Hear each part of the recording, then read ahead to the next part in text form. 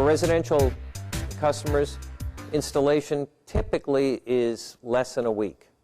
Commercial customers depends upon the permitting required and so forth. It's usually on a rooftop. We work very hard to design the system to optimize the return on investment. So in other words, our process is very simple. The first thing we look for is the address. We can usually go on Google Earth and check the rooftop to make sure there are no obstructions and to see how much equipment is on a roof. And in the case of a residence, if the roof is facing the right direction. If you live in a forest or if your office building is in the shadow of a mountain, you may not be a good customer for solar, and we'll find that out very quickly. Second thing we do is look for 1 year's worth of electric bills, 12 months.